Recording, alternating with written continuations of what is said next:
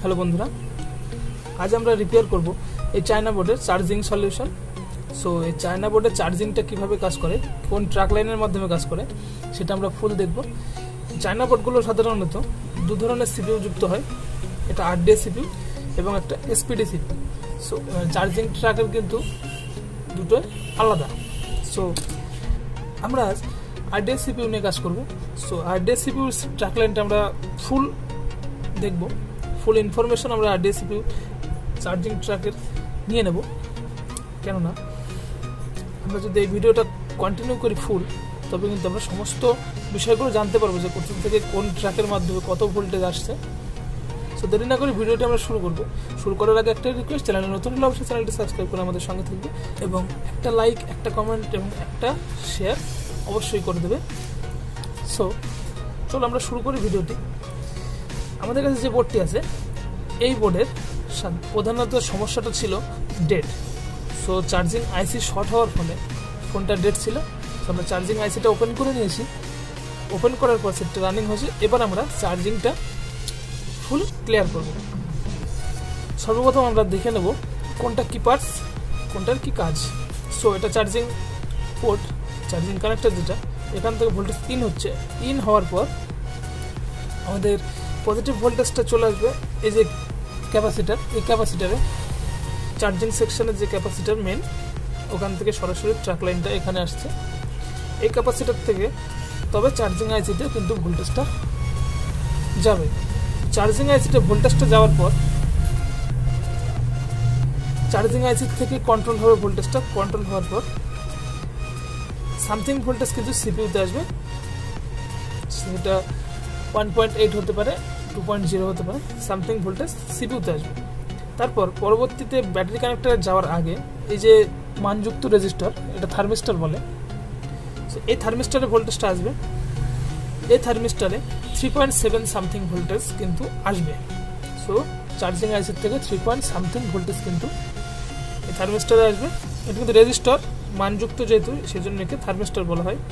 এর কাজ হলো ব্যাটারি কানেক্টরের ভোল্টেজটা পৌঁছে দেওয়া পরিমাণ মতো, মানে যেটুকু ভোল্টেজ দরকার সেটুকু কিন্তু কন্ট্রোল করবে, কন্ট্রোল করে ব্যাটারি কানেক্টরে পৌঁছে দেবে। আমাদের ব্যাটারি যে ফুল হয়ে যায় সেটা কিন্তু কন্ট্রোল করে এই থার্মিস্টার। ফুল হওয়ার পরে কিন্তু আর ভোল্টেজটা ব্যাটারি কানেক্টর পর্যন্ত যায় না, সে নিজেই কন্ট্রোল করে নেয়। সো এবার আমরা, যেহেতু আমাদের কাছে চার্জিং আইসিটা নেই, সেহেতু কিন্তু আমরা চার্জিং আইসি বাদ দিয়ে একটা মাত্র ডায়োডের মাধ্যমে কিন্তু আমরা চার্জিংটা সলভ করে নিতে পারি।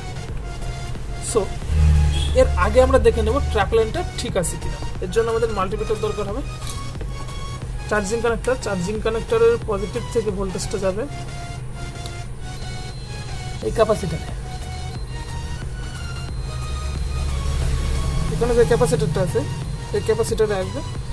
ক্যাপাসিটার থেকে চার্জিং আইসিতে যাবে। এই পাশে 4টে লেগের থেকে দ্বিতীয় নম্বর লেগটা চার্জিং আইসিতে ভোল্টেজ ইন হলো। এবার আমরা দেখব ব্যাটারি কানেক্টর থেকে কোথায় আসছে। ব্যাটারি কানেক্টর থেকে থার্মিস্টার পর্যন্ত ঠিক আছে, থার্মিস্টার ক্রস করে ঠিক আছে। আউটপুট ট্র্যাক লাইন হয়তো শর্ট ছিল, সেটা মিসিং হয়ে গেছে। আমাদের ট্র্যাক লাইনটা কিন্তু ঠিক আছে। এবার আমরা কি করতে পারি, এবার আমরা এখান থেকে একটু ডায়োড শর্ট করে দেবো। ডায়োড শর্ট করে দিলে আমাদের প্রবলেম কিন্তু সলভ হয়ে যাবে। আমরা কিন্তু একটা ডায়োড নিয়ে নিয়েছি। এই ডায়োডটার মান হবে 4148। আমরা এই ডায়োডটা এখানে ফিক্স করে দেবো। ফিক্স করার আগে আমরা মার্কিংটা দেখে নেব। মার্কিং যেটা ব্ল্যাক থাকে সেটা কিন্তু আমাদের আউটপুট ভোল্টেজ হবে। সো এটা আমরা ফিক্স করে নেব।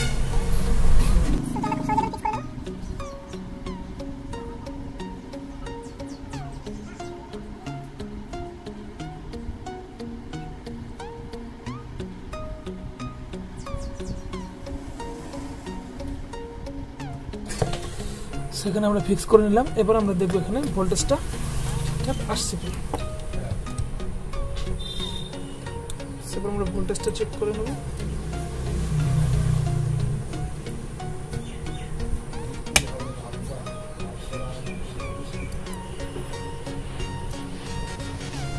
আমাদের কিন্তু সামথিং 4 পয়েন্ট সামথিং ভোল্টেজ আছে, ব্যাটারি তো অবশ্যই চার্জ নেওয়া শুরু করে দিয়েছে।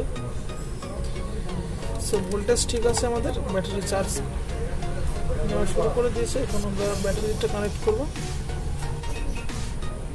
পাওয়ার সাপ্লাই কানেক্ট করলাম, কানেক্ট করে